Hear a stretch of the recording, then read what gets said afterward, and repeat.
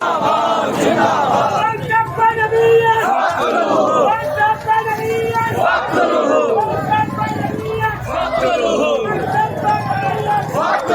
میں تحریک لبیک اور پنجاب پولیس کا آمنا سامنا۔ پنجاب پولیس کی مظاہرین پر شیلنگ جاری، لاہور کے مختلف علاقے بند کر دیے گئے۔ پنجاب پولیس زندہ باد۔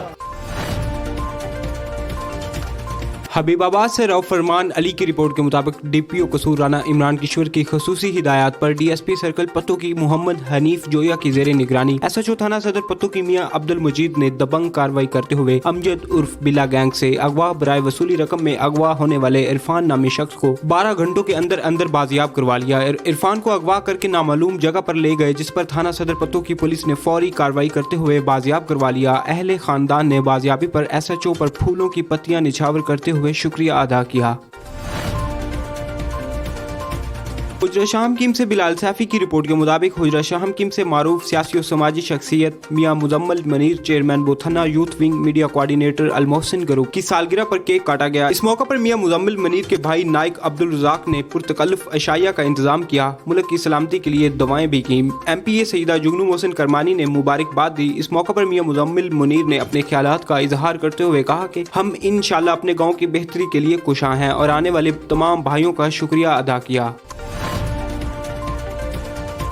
لالا موسیٰ سے شہزاد دلبر کی رپورٹ کے مطابق حکومت پنجاب کی ہدایات کے مطابق ڈپٹی کمشنر گجرات مہتاب وسیم اظہر کی زیر نگرانی عوامی مسائل کے ازالہ اور مصنوعی مہنگائی کی روک تھام کے لیے ضلعی اور تحصیل انتظامیہ کی چیکنگ کا سلسلہ جاری۔ A D C finance assistant commissioner Gujrat Kharian اور سرائے عالمگیر نے منڈیوں کا دورہ کرنے کے علاوہ میونسپل کمیٹیوں کے زیر انتظام شہری علاقوں میں صفائی کی صورتحال کا معائنہ کیا۔ اے ڈی سی فائنانس ظہیر لیاقت، اسسٹنٹ کمشنر گجرات فیصل عباس مانگڑ، اسسٹنٹ کمشنر کھاریاں خالد عباس سیال اور اسسٹنٹ کمشنر سرائے عالمگیر احسن ممتاز نے علی صبح اپنی تحصیلوں میں سبزی فروٹ منڈیوں کا دورہ کیا۔ چیف آفیسرز اور عملہ کو ہدایات دی کہ سالٹ ویسٹ کو روزانہ کی بنیاد پر بروقت ٹھکانے لگایا جائے تاکہ عوام سمیت کاروباری طبقہ کو کسی بھی قسم کی پریشانی کا سامنا نہ کرنا پڑے۔